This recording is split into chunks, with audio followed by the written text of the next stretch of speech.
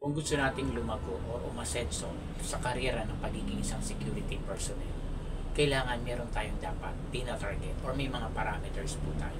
Ano po ito? Una, value what you have. I-value mo ano ba yung meron ka. Ano yung dapat mong pahalagahan. Ito kasi number one na nakukulang na kung minsan kayo hindi lumalago sa pagiging isang empleyado, lalo security personnel, hindi binavalue ano ba yung meron ka. Okay, sabihin nyo, halimbawa, yourself. Value yourself. Number one po yun. That is the standard. Unahin po natin yung sarili natin. I-value mo yung sarili mo, ano man yung meron ka ngayon, ano man yung sarili mo ngayon na meron ka, pahalagaan mo. Diyan mag-start mo yan. Okay, so pagka pinahalaga mo yung sarili mo, na meron kang mararating, alam mo yan. So gagawin mo doon is, ano ba yung goal mo? Diba? Dapat may goal ka. May plan ka. Ano ba yung plan mo sa buhay? Retirement mo, dapat kasama din po yan. Diba? So, binibigyan po ng pagpapahalaga yan. So, next po natin dyan is yung work natin. Nandiyan ka sa karera ng pagiging isang security personnel, dapat po pinapahalagahan natin yan. Binibigyan mo na. Kasi, yung goal mo, ito yung mag-sustain ngayon. Ano yung meron ka? Ano yung trabaho mo? Siyempre, una, sarili mo. Siyempre, ikaw yan eh. Tapos may goal ka. May mga plano ka sa buhay. Magre-retiro ka. Magpapamilya ka. So, and next, siyempre, magkakaroon ka ng trabaho, may trabaho ka. So, ito ngayon ang magiging fuel mo para marating mo ano yung gusto mo. So, nandiyan ka sa karera ng pagiging security, galingan mo, husayan mo. Dapat alamin mo ang trabaho dyan. Ano yung dapat mong gawin para lumago ka dyan. Hindi lang sa pagiging plain guard, pwede kang maging officer. Pag official ka, kailangan may legacy kang iiwanan pag natapos mo yung karera mo. Yung trabaho mo na yan. Diba? So, next, ano po yun? Pagkayari po nito, your family.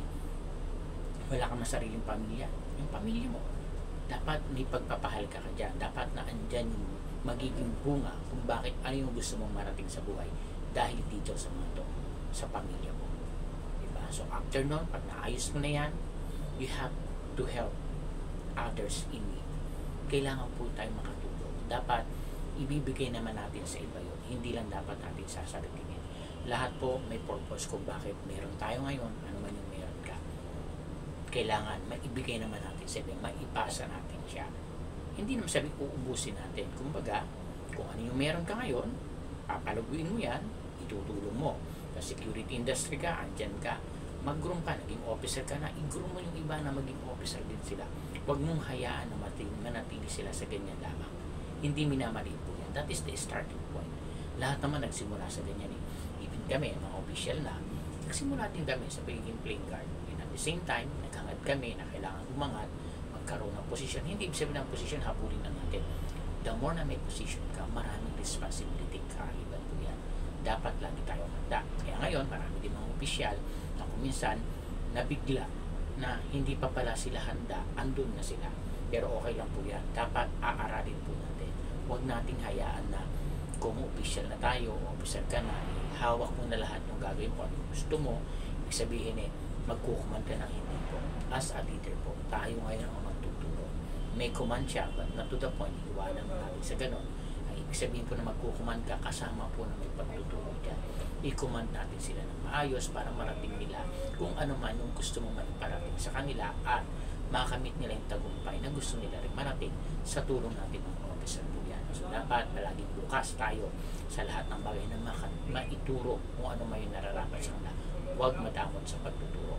Ang pinaka number one, ay tayo sinasabi siya, pahalagahan natin is, number one po is, value yourself.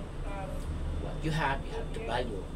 And for us, the rest will follow po yan. Lahat kung ano gusto mong mangyari sa buhay mo, na marating mo, sigurado po mararating mo yan. Kasi, tama yung ginagawa at higit sa lahat, may ibibigay natin ng best kung ano may nalalaman natin para din sa mga kapwa natin security personnel.